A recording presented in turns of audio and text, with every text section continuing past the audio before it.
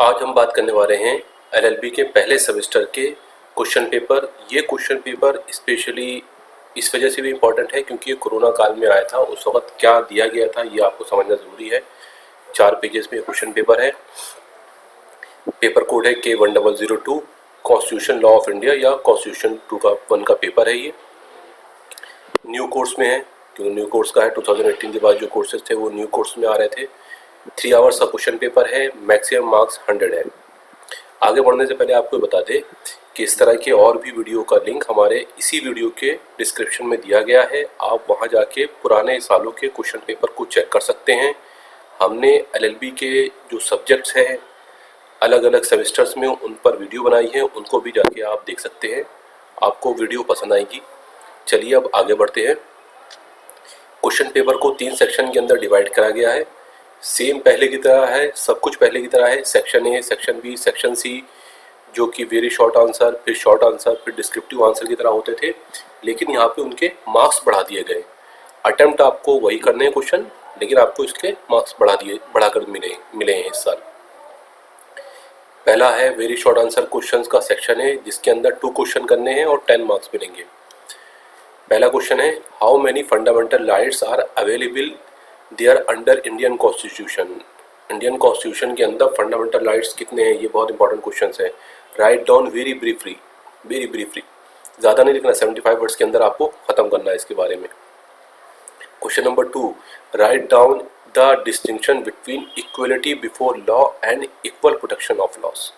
विधि के समक्ष समत्व एवं विधियों का समान संरक्षण में अंतर बताइए, ये आपको बताना है। ये भी इंपॉर्टेंट आ गया। Question 3, what do you mean by the term secularism. Secularism क्या होता है, सभी धर्मों का आपको आदर करना है।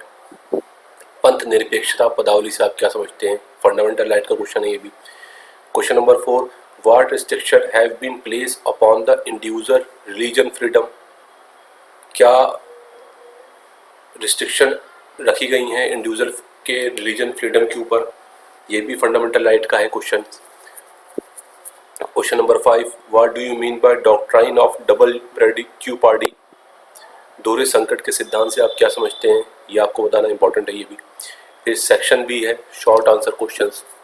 यहाँ पे क्या था, पहले 5 क्वेश्चन होते थे, उसमें से आपको 4 करने होते थे और 20 मार्क्स का होता था। लेकिन अब आपको इस वाले 2021 के साल में 5 में से 2 करने हैं और जहाँ पहले 4 नंबर का होता था उसे 5 नंबर का कर दिया, 10 नंबर का कर दिया है। फिर सेक्शन बी आता है जिसके अंदर शॉर्ट आंसर क्वेश्चंस हैं। ये आपको 200 वर्ड्स में लिखने होते हैं। देखिए अच्छा सा लिखिए, खोल के लिखिए। जिस तरह से क्वेश्चन पेपर में आप देख रहे हैं लेटर टू लेटर स्पेस दे रखा है। देखिए आप ईच क्वेश्चन अगर इसको ही मिला के लिख देंगे तो आपको भी पढ़ा नहीं जाएगा।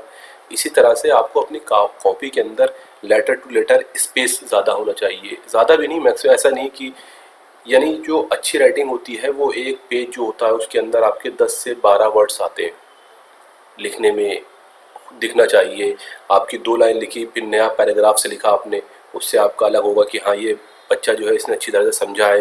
हेडिंग्स लेके करिए, ब्लैक पेन लेके जाइए, हेडिंग डालिए कि किसने क्या क्या है, सेमी कॉलन के अंदर चीज़ों को बंद करिए कि पता चले कि हाँ यहाँ बात ख़त्म हो रही है। आप 200 वर्ड्स के अंदर भी आपके मैंने देखा है कि 60-80 मार्क्स मिले हैं और किसी ने क्या किया है पूरी कॉपी भर दी है लेकिन मार्क्स वही 40 आए हैं।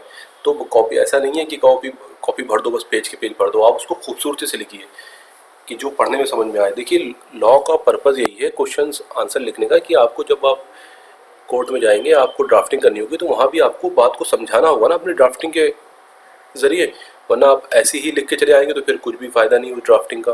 कितने वकील ऐसे ही चलते रहते। तो आपको अपनी अभी से ड्राफ्टिंग पे प्रैक्टिस करके चलनी है। तो चलिए सेक्शन बी में चलते हैं। Question number 6, article 14 of the Indian constitution permits reasonable classification but forbids class legislation, discuss, refer to, decide cases.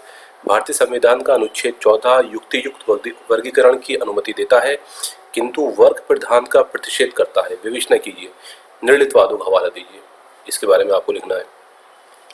फिर question 7, explain the provision of right against exploitation. Right against exploitation, कोई किसी का exploit नहीं करे, कोई किसी को तंग ना करे, as guaranteed under Indian constitution, refer to, decide cases. शोषण के विरुद्ध अधिकार के बारे में लिखिए, कहाँ लिखा है कॉन्स्टिट्यूशन में वो भी बताइए। Question 8.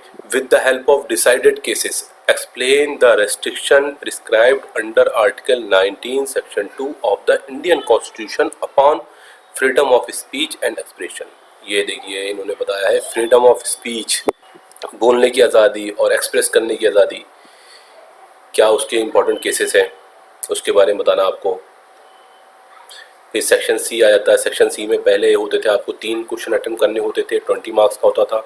अब आपको रिवर्स कर दिया है, 2 क्वेश्चन करने और 30 मार्क्स का है, यानी टोटल 60 हो रहा है। निम्नलिखित 5 प्रश्नों में से किन्हीं 2 प्रश्नों के उत्तर दीजिए। प्रत्येक प्रश्न 30 अंकों का है। विस्तृत उत्तर अपेक्षित है। विस्तृत उत्तर का मतलब ये है कि आपको डिटेल में लिखना है, 200 वर्ड से ज़्यादा लिखना है। Question number 9. Right to life does not mean mere animal existence but right to live with human dignity. In the light to this statement, explain right to life, जीने का अधिकार, as contained under Article 21 of the Indian Constitution, refer to decide cases. Cases ज़रूर याद करके जाइए, cases ज़रूर लिख के आइए, एग्जामिनर पे अच्छा एक्सप्रेशन पड़ता है। कुछ केसेस हर चीज़ों से रिलेटेड अभी केस याद कर लेंगे, सारी ज़िंदगी आपको याद रहेंगे केसेस। ये आपको बहुत अच्छा टाइम है, फर्स्ट ईयर में है, आप केसेस ज़रूर याद रखिए अपने।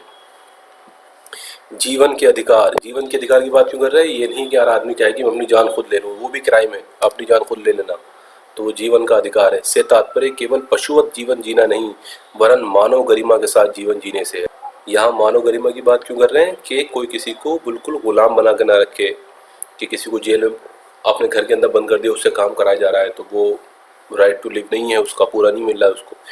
इस कथन के आलोक में भारतीय संविधान के अनुच्छेद 21 में प्रदत्त जीवन के अधिकार का वर्णन कीजिए, निर्णित वादों का हवाला दीजिए। आप सबसे रिक्वेस्ट है, आप लोग कॉन्स्टिट्यूशन जरूर पढ़िए। कॉन्स्टिट्यूशन में आप लोगों को जितना पढ़ेंगे उतना रिवाइज होगा। पहली बार में समझ में नहीं आएगा क्योंकि उसकी लैंग्वेज थोड़ी टफ होती है, लेकिन जितना पढ़ेंगे आपको सब फंडामेंटल राइट, फंडामेंटल ड्यूटीज़, क्या रिस्पॉन्सिबिलिटीज़ हैं स्टेट की, सेंटर के अगेंस्ट, सब आपको दिमाग में बस जाएगा।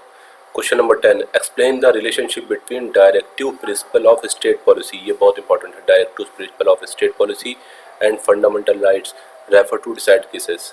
राज्य के नीति निर्देशक तत्व एवं मूल अधिकारों के बीच संबंधों का वर्णन कीजिए, निर्णित वादों का हवाला दीजिए। Question 11. Does the Indian Constitution provides for the establishment of a secular state? What has been the attitude of the courts in this regard? क्या भारतीय संविधान पंथ निरपेक्ष राज्य की स्थापना का उपबंध करती है? पंथ निरपेक्ष, इस संबंध में न्यायालयों का क्या रुख रहा है, विवेचना कीजिए। देखिए इंपॉर्टेंट है, इन्होंने अभी जो सिचुएशन चल रही है उसके अकॉर्डिंग उन्होंने बताया, does the Indian constitution provides for the establishment of secular state. Secular state की बात करता है क्या इंडियन कॉन्स्टिट्यूशन? अगर करता है तो कोर्ट के क्या डिसाइडेड केसेज है उसके बारे में बताना आपको। फिर question number 12. Indian constitution shifted from competitive to cooperative federalism. Competitive यानी कि जिसमें कंपटीशन था, और कोऑपरेटिव एक दूसरे को कोऑपरेट करते हैं। फेडरलिज्म, डू यू एग्री, क्या आप एग्री करते हैं? डिस्कस। भारतीय संविधान प्रतियोगी संविधान से सहकारी संविधान संघवाद की ओर परिवर्तित हो चुका है। प्रतियोगी संघवाद से सहकारी संघवाद, क्या आप सहमत हैं? विवेचना कीजिए। फिर question number 13. Right and essay of public interest litigation, PIL है इसका short form, public interest litigation. सबको पता है जो भी LLB कर रहा है कि PIL कैसे फाइल करते हैं, हाई कोर्ट और सुप्रीम कोर्ट में कौन कौन सी PIL फाइल कर सकते हैं आप, किन केसेस में आप PIL फाइल कर सकते हैं। तो उम्मीद है आपको ये चीज़ समझ में आई होगी। आपको फिर बता रहे कि इस तरह का और भी वीडियो का लिंक है इसी वीडियो के डिस्क्रिप्शन में दिया गया है क्वेश्चन पेपर्स के, आप उसको जाके चेक कर सकते हैं। Thanks for watching.